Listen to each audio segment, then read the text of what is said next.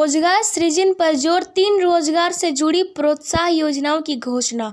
नमस्कार, सुबह से रनिंग चैनल में आप सभी का स्वागत है। सुबह से रनिंग चैनल पे आप सब नए हैं तो लाइक और सब्सक्राइब करना नहीं भूले। समाचार विस्तार से। केंद्र सरकार के इस बार के बजट में रोजगार पर बेहद जोर दिया गया। रोजगार में संबंधित प्रोत्साहन के लिए 3 योजनाएं सरकार लागू करेगी।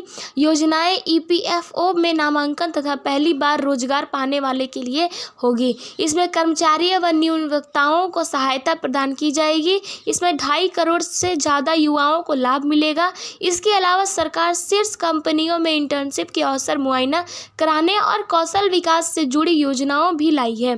केंद्रीय वित्त एवं कॉरपोरेट कार्य मंत्री निर्मला सीतारमण ने आज संसद में केंद्रीय बजट 2024-25 पेश किया।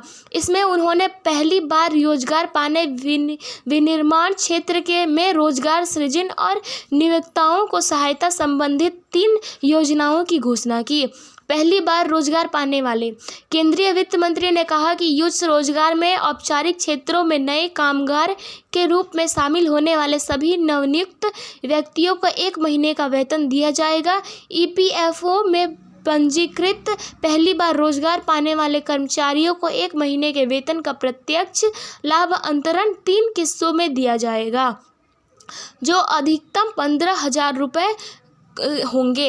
इस योजना के अंतर्गत पात्रता सीमा 1 लाख रुपए का मासिक वेतन होगा। उन्होंने कहा इस योजना में 210 लाख युवाओं के लाभान्वित होने की आशा है।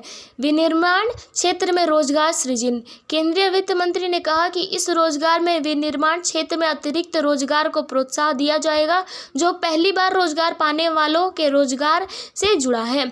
सीधे कर्मचारी और नियोक्ता दोनों को रोजगार के पहले चरण वर्षों में EPFO में उनके अंशदान के संबंध में एक प्रोत्साहन दिया जाएगा। सीतारमण ने कहा कि इस योजना में पहली बार रोजगार पाने वाले 30 लाख युवाओं और उनके नियोक्ताओं के लाभान्वित होने की आशा है। नियोक्ताओं को सहायता।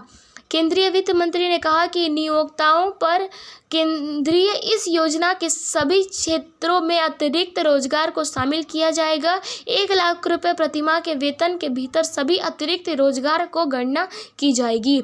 अतिरिक्त सरकार प्रत्येक अतिरिक्त कर्मचारी के संबंध में नियोक्ताओं के EPFO अंशदान के लिए उन्हें 2 वर्ष तक 3,000 रुपये प्रतिमाह की प्रतिपूर्ति करेगी। उन्होंने कहा इस योजना में 50 लाख व्यक्तियों को अतिरिक्त रोजगार प्रोत्साहन मिलने की आशा है। शीर्ष कंपनियों में इंटर्नशिप के अवसर। सरकार शीर्ष कंपनियों में इंटर्नशिप के अवसर प्रदान करने के लिए एक व्यापक रोजगार योजना शुरू करेगी। संसद में आज केंद्रीय बजट 2024-2025 पेश करते हुए केंद्रीय वित्त एक कॉरपोरेट कार्य मंत्री निर्मला सीतारमण ने घोषणा की कि यह योजना 500 शीर्ष कंपनियों में 5 वर्ष में 1 करोड़ युवाओं को इंटर्नशिप का अवसर प्रदान करेगी।